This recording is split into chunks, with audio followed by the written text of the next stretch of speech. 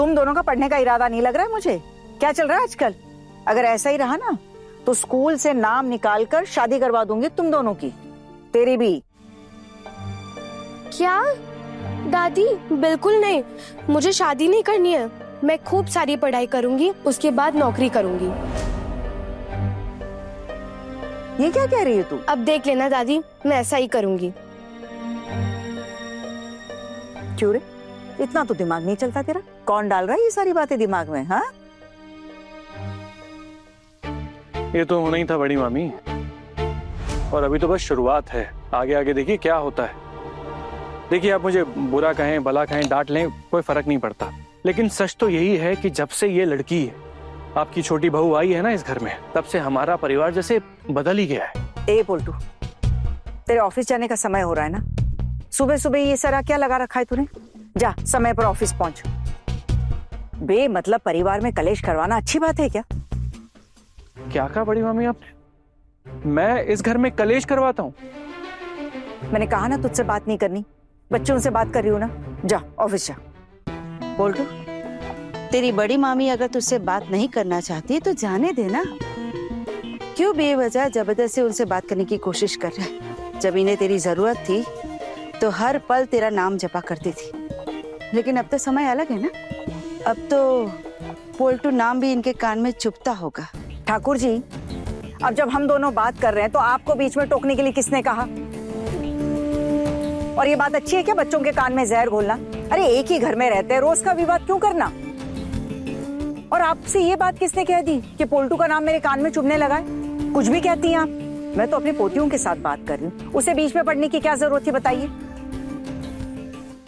ए मिठाई, ये बता तू क्या करेगी? हाँ, मैं भी पढ़ लिख कर दीदी के तरह नौकरी करूंगी। हाँ हाँ, खत्म कर दो परिवार की परंपराओं को। जाओ बच्चों, जाकर पढ़ाई करो। मैं पढ़ाई करना चाहती हूँ। अच्छे से पढ़ना। हाँ जा। अरे ये सब लोग खाना खाने आते ही होंगे। आना, एक काम कर, तू फटाफट सबके लिए खाना परोस दे। हाँ? अरे नहीं नहीं दीदी, मैं सब्जियां काटते हुए और खाना पकाते हुए ठीक हूँ। वैसे भी पोल्टू दादा खाना खाने बैठेंगे, मुझे देखिए ना, आधा खाना छोड़ के चले जाएंगे। अरे आप लोग क्यों हंस रहे हो? सच्ची तो कह रही हो, देखा नहीं सुबह सुबह मेरा नाम जपना शुरू कर दिया उन्होंने। अरे आना, मेरे पति देव का ना तेरा नाम जपे बिना दिन ही नहीं कटता। अरे धीरे बोल, अगर अभी तेरे पति देव ने सुन लिया ना और इधर आ गए तो खैर नहीं है तेरी। अच्छा ठीक है, आज मैं ही परोस देती हूँ खाना, है ना। दीदी ये दे दो मुझे, मैं रख के आती हूँ। बंद कर लेना। हाँ, बैठिए, चाय पियेंगे आप?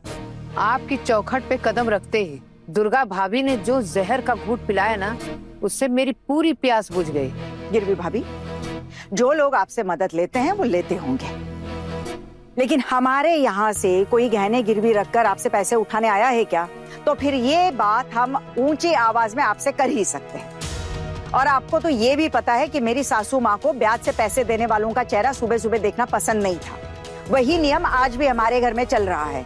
और फिर मैंने आपको आने से थोड़ी ना मना किया था, मैंने तो सिर्फ इतना ही कहा था कि आप शाम को आ जाइए। अभी बच्चे काम पर जा रहे हैं, खाने का वक्त है, आपसे गप्पे लड़ाने का समय कहाँ है?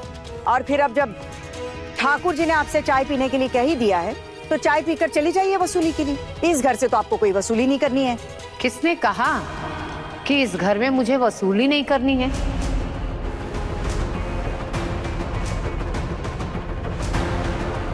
और ये भी आपसे किसने कह दिया कि आपके घर वाले मुसीबत में मेरे पास गहने गिरवी रख के पैसे नहीं लेते?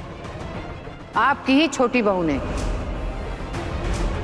मेरे पास अपने गहने गिरवी रख के 50,000 रुपये लिए थे।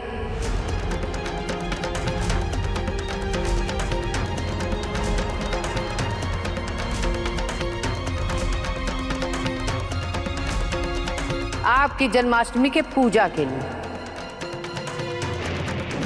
एक सेकंड मासी, क्या कह रही हैं आप किसकी बात कर रही हैं? मैं तुम्हारी पत्नी की ही बात कर रही हूँ। ये तो मेरी किस्मत अच्छी थी जो समय रहते मुझे सब कुछ पता चल गया, नहीं तो तेरी बीवी ना मेरे पास झूठा नाम पता लिखवा के आई थी, मेरे तो पैसे ही डूब जाते। अरे कैसी धोखेबाज लड़की को तुम लोग अपने घर की बहू बना के लाए हो? छी छी छी छी, अच्छे घराने की बहुएं ऐसा तो नहीं करती है ना। रुकिए, आप ये बात अच्छे से बताइए कि हमारे घर में किसने गहने गिरवी रखकर आपसे पैसे उधार लिए हैं? हमारे घर में हमारी पीठ पीछे ये सब होता रहा और हमें कुछ पता ही नहीं। लेकिन भाभी, सच छुपाए छुपता नहीं है ना। इस लड़की ने तो हमारे खानदान की नाक ही कटवा कर रख दी। हाँ, कैसी लड़की को हमारे घर की बहू बना के लाया है छोटू। गहने गिरवी रखकर पैसे नहीं मिलते तो ये कोई और रास्ता भी अपना सकती थी ना पैसों के लिए। ठाकुर जी,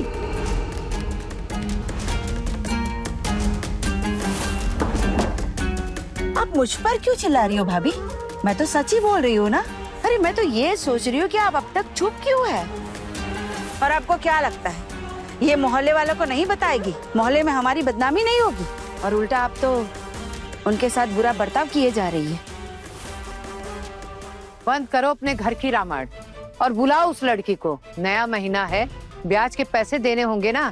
आप श्योर है ना आप किसके बारे में बात कर रही हैं? हाँ बेटा, बुला ले अपनी पत्नी को और पूछ ले कि उसने अपना झूठा परिचय देकर मुझसे पैसे लिए हैं कि नहीं। सारे कागज लेकर आई हूँ। इतने आसानी से मेरे पैसे कोई नहीं खा सकता है। छी छी छी छी माँ, कितना कितना बुरा हाल हो गया। अब तो इस घर में रहना मुश्किल हो गया है। कहीं मुंह दिखाने लायक नहीं छोड़ा है। अरे मोहल्ले वालों के सामने कितनी बेइज्जती हुई होगी हमारी। इतनी बड़ी पूजा करवाई, इतना बड़ा भोग किया, कैसे? ब्याज पर पैसे लेकर। हमारी छोटी बहू ने अपने गहने गिरवी रखकर ब्याज पर पैसा उठाया है। अरे ऐसी भी क्या मजबूरी थी दोस्त जमाने की? अरे पोल्टू, एक बार अच्छे से पूरी बात सुनने तो दे, हुआ क्या है? और कुछ सुनने के लिए बाकी रह गया क्या? सब कुछ बोल तो दिया गिरवी मासी ने। अरे रुक, एक मिनट, मैं छोटी बहू से पूछता हूँ। छोटी बहू, इधर आना। माँ, इससे पहले जब भी आपने अहाना को उसके मायके जाने के लिए कहा है, मैंने हमेशा आपको रोका है। लेकिन अब अगर आप ऐसा कुछ कहती हैं तो मैं आपको रोकूंगा नहीं, क्योंकि मैं भी यही चाहता हूं कि अहाना अपने मायके चली जाए।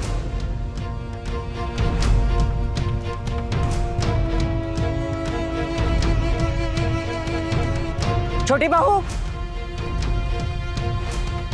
बड़ी मामी, अब भी आप इस लड़की को छोटी बहू कहकर बुला रही हैं? आपको नहीं लगता कि उसने ये दर्जा खो दिया है अब? आना, प्लीज तुम बाहर आओ। ये सब क्या बोल रही है तुम्हारे बारे में?